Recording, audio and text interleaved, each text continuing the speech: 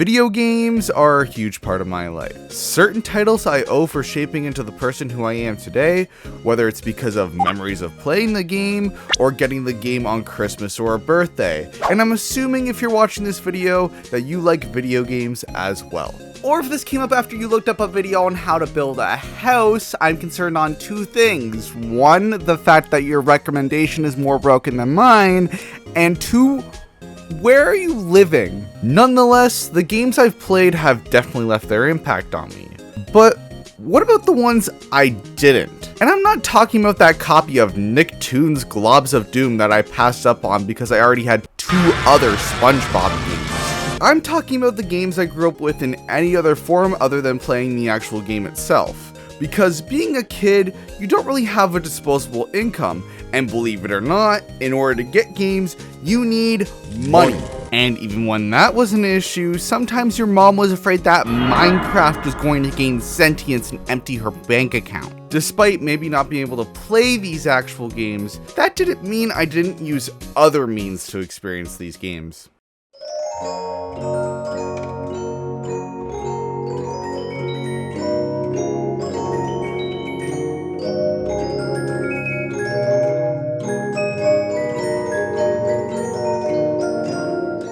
5 Nights at Freddy's, released in 2014, and it was the start of mascot horror and horror games being popular with children. Among those children was me, 10 years old and fucking terrified of these games. So FNAF is an extremely unique situation where I was too scared to play the games, but because of my friends at the time talking up the story and lore of the games, I figured out how to experience the games in other ways, mainly being the songs and these hand-drawn FNAF fan videos I'd see on the internet. Now the music is phenomenal. Maybe some people might see it as cringe or childish, but looking back, those songs were a bop. Mainly the ones by the Living Tombstone.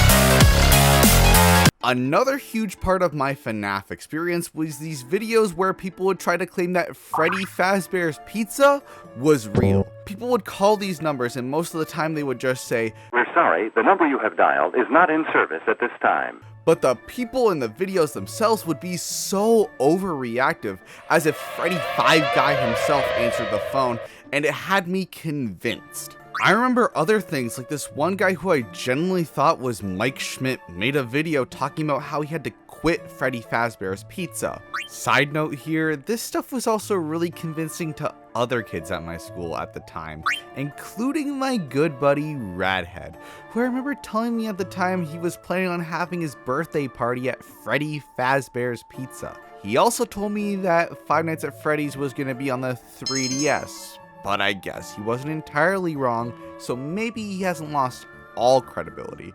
Fast forward to modern day and I'm 20 years old and still too afraid to play these games. I've purchased the core collection on Switch, but most of my play sessions consist of...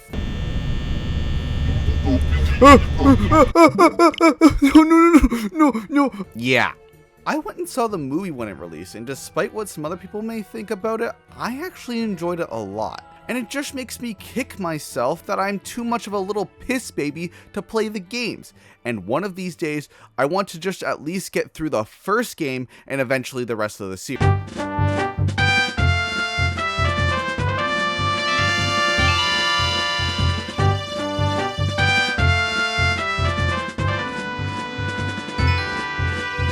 Ocarina of Time. Where do I even start?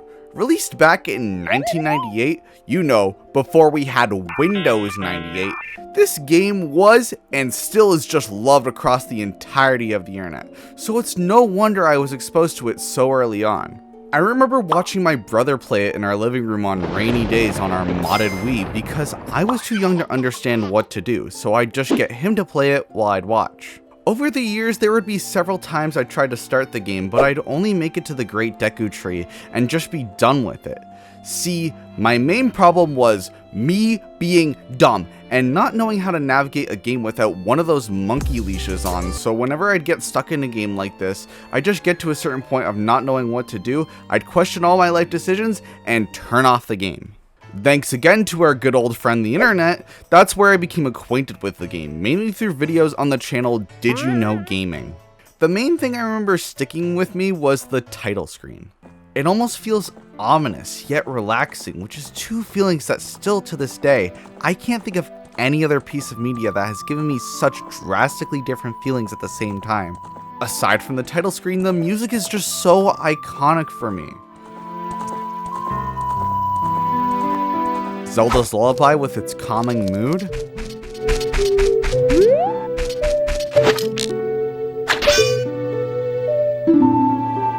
Hyrule Field with its sense of adventure. And who could forget Lost Woods invoking a sense of wonder?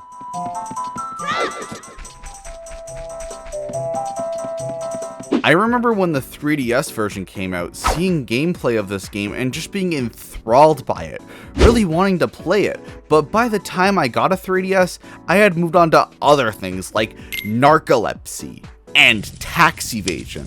Eventually, a few years ago, I decided to go back and actually fully play through this game, and despite my experience of this game being primarily secondhand, it still invoked that feeling of nostalgia. Now on to...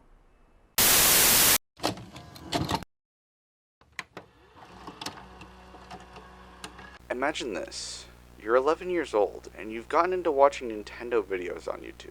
A lot of these videos you may watch may be a funny Mario plush video, maybe an unboxing of the new system, but then you come across a video with Link, in the same design you knew him from in Ocarina of Time, but instead, something isn't right. His eyes are blacked out with blood dripping out of them. You hear these words uttered. Ben drowned. So if you're a Nintendo fan and you haven't been under a rock for the last 15 years, you've probably heard of the online fictional horror story otherwise known as creepypasta called Ben Drowned, based off of the game The Legend of Zelda Majora's Mask. The story, in true creepypasta fashion, follows a guy who receives a Nintendo 64 from a friend as a gift for his college dorm. After having a strange encounter with an old man while going game hunting at garage sales for more games to add to his library, the old man gives him a copy of Majora's Mask, free of charge. But instead of the game's label being there, it's just the word Majora. He went home, booted up the game, and the first thing he noticed was the name of the save files being Your Turn Ben. As he played, there was a creepy statue, horrifying graphical glitches, and text throughout the game, all alluding that the previous owner of this cartridge was a kid named Ben, who seems to have met the unfortunate early demise of drowning, and is now possessing this copy of this game that he once owned. Now, I had played the tutorial of this game a few years prior to when I had learned about Ben Drowned. I turned off this game because it would almost give me this eerie sense of dread. Fast forward 3 years, and this game that already creeped me out from the fact that I saw Link forcibly get stuck as a Deku was now possessed in my mind. Even when I pick up the game now, or even hear the music, I can't help but think of the story. And even though I don't have the physical cartridge, I can't help but think and wonder, is Ben here too?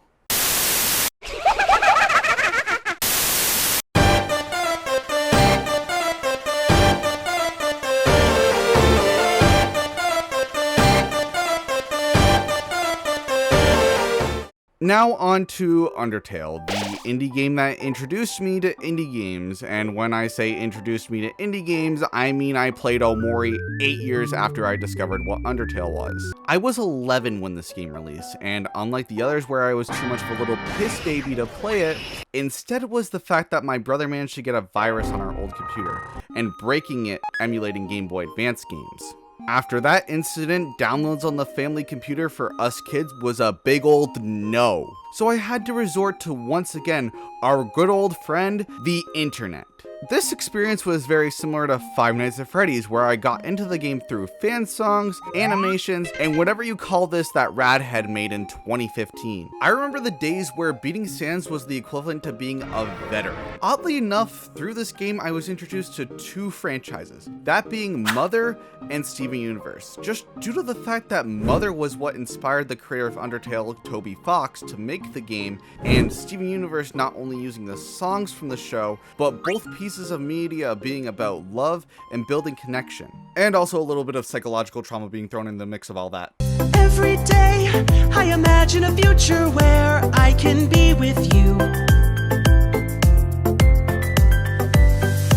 In my hand is a pen that will write a poem of me and you.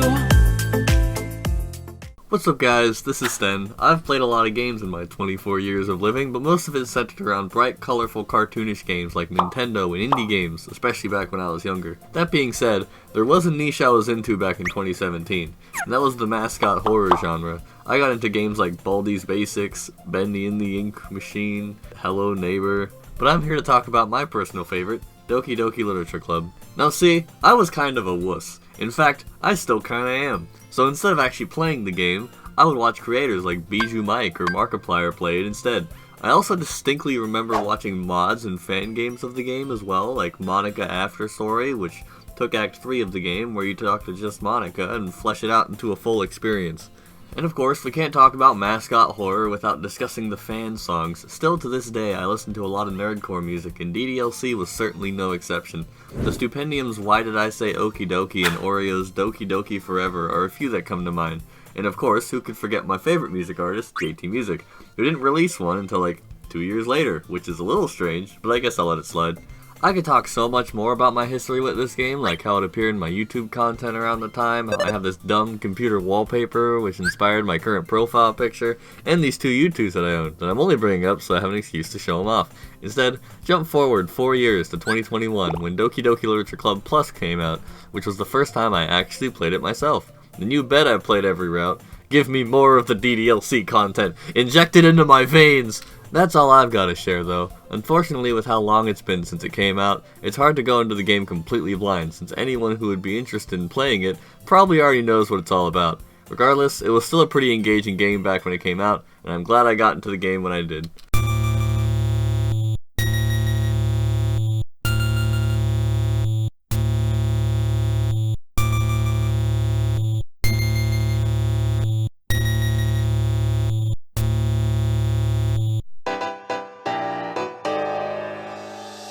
The year was 2012, or 11, or sometime around there, I don't really know. I got Smash Bros. Brawl for Christmas, and was finally introduced to all these characters. I had no idea what a Link was, let alone an Olimar or Star Fox. However, one stood out, this cool armored dude with a hand cannon. Why is he a girl? This was my first experience with Samus, and I quickly fell in love with the series, Metroid. I watched videos about the lore, saw reviews of the games, and, of course, played Samus in Smash Bros. However, as an aspiring game designer, I loved the design of Super Metroid.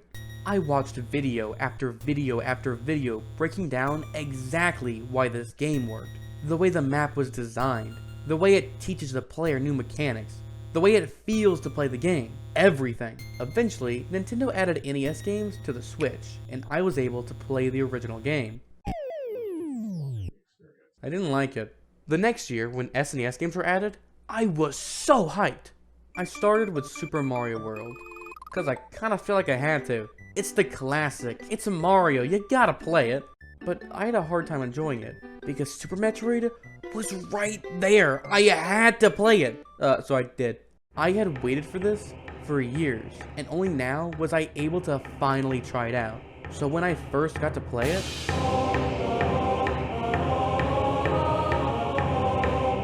this game is awesome. It had all the great design that I had learned about and really gave me that feeling of exploration, but was still manageable to not let me get too lost.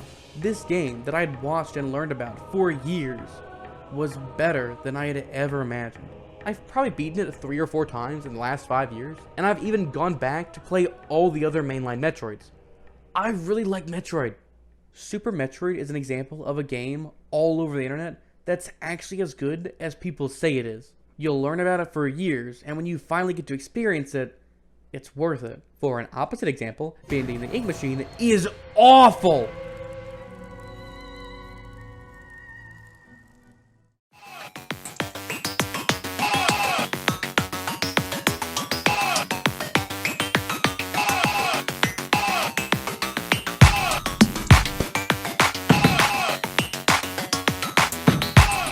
Growing up, I always heard people talking about this cheap Xbox 360 indie game called Castleminer Z. What does the Z stand for? That's right, Zavok from Sonic Lock. The game to me always just looked like Minecraft with guns, so I always shrugged it off, but people loved it, and I never got why. Maybe it's because it's cheaper than Minecraft, or maybe it's because it has guns. Like, I don't doubt that it's a good game, it just never captured my interest growing up, so I was always like, I'll go play Minecraft instead. It didn't help the Xbox 360 indie section was a huge mess, so when I was younger, I never looked at it because I would see cover art that scared me. That was younger me, though. Looking at videos of stuff on it nowadays, I can see that it definitely had its gems, and Castleminer Z is one of them. I really don't get why younger me shrugged it off so much, because it looks pretty good. Like, it seems to have its own thing going on, and it has a good chunk of effort put into it. Even the devs see that, as they're still putting work into this game and expanding its original concept into a bigger scope. Who knows? Maybe one day I'll cave in and buy it on Steam since it's still there. Rest in peace, Xbox 360 Marketplace. You and Super Amazing Wagon Adventure will be missed. Rest in peace. Oh, Marketplace. Oh, Marketplace. Oh, Xbox 360 Marketplace. You had the games, you had them all.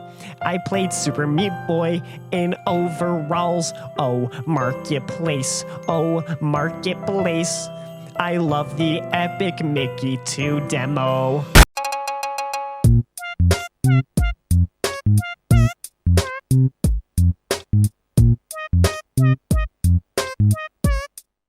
I was born at a very young age, in the early 2000s. And while it is true I was born 2 years after the GameCube was even a thing, being in the age of its existence, I was severely lacking in the, actually fucking having one department. That was until a handful of years later when I was given my first Nintendo console as a young lad. The Wii. Now, let me just get one thing straight here. The Wii's base library of games by itself was already magical. New Super Mario Bros. Wii, Kirby's Return to Dreamland, Wii Sports, Mario Galaxy, but what was even more magical was this little flap at the top of the console. Bam, GameCube support. Grab your old gen controller plus game disc and insert. Wow, I didn't find out about this until I was 17. Yep, that entire spiel was just to convey that I always had the ability to play GameCube games, but I didn't, because I was stupid. And also our family never bought any, because I was stupid. Luigi's Mansion is amongst those things I've never gotten the chance touch. The series itself, I absolutely love regardless. I remember seeing the trailer for Dark Moon on the 3DS eShop at a friend's house, because I didn't have internet, and then I remember exploding. Because my favorite Mario character finally had a game starring only him! For the first time! For the first time! Fast forward a couple more years, my family gets ourselves some Wi-Fi, and my innocence was tarnished ever since. Oh my god, and there was already a Luigi's Mansion game released before I was even born?! Deep dive videos into the story, reviews, internet personalities using the original as a basis for proving that the sequel was shit. Video after video, I did nothing but consume. Granted, it never went any farther than slight intrigue, but I still do have a lot of memories about this specific launch title for the GameCube, all originating from YouTube, which is a truly remarkable source for all things factual and not exaggerated. Like how everyone swore on the graves of their goldfish that Luigi's shadow here is supposed to represent him hanging himself. Good. And that all leads us to today, I think. Yeah, why not? Currently, as it stands, I've still never touched the actual Luigi's Mansion video game itself with a 39.5-foot pole, even despite morphing into the loud and proud collector of most old Nintendo-related games. And the main reason for that being something I've come to realize when holding such a title.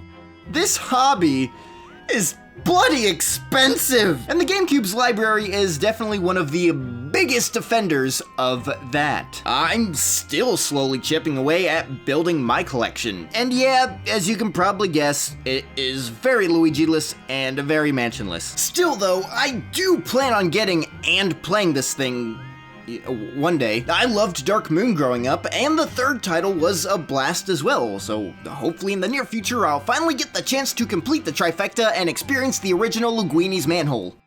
Overall, taking a look at these games that I couldn't experience in the traditional sense has made me realize something. That even though I may not have been able to experience these games by actually playing them, I still feel like I had a strong connection to them, similar to those that I know who actually got to play these titles growing up. And going back to these games to actually play them invokes the same feeling as starting a new adventure, but yet has that same sense of nostalgia that I have when replaying a game that I did have access to growing up. At the end of the day, games are games. Just like how you can go to a movie theater and watch a movie in theaters, you can also go home and watch it on streaming services, Blu-ray, or DVD. So just because maybe you didn't play through a game yourself doesn't devalue your experience compared to anyone else's. Oh. Hello? Hello, this is Doug Bowser, President of Nintendo of America. And I have called to inform you that our stocks have plummeted because of you! So now we are suing you for all of your assets. Oh, fuck.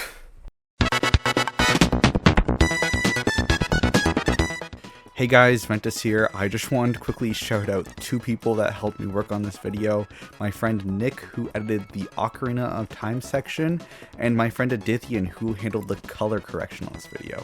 They both do amazing work, and I'd really appreciate it if you hype them up in the comments, or if you wanted to contact them in a more personal way, you can go on my Discord server. They're both there. You can @ them. So, yeah. Also, I broke my ankle, which is part of the reason why this video took forever to come out, and I am currently recovering. It was supposed to release back in the end of January, then it got pushed to February, and then I broke my ankle a few weeks ago, and I am currently recovering, gonna be out of the cast in a couple weeks. So, yeah. Thank you guys so much for watching. Thank you guys for all your patience, and I'll see you guys in the next one. Goodbye.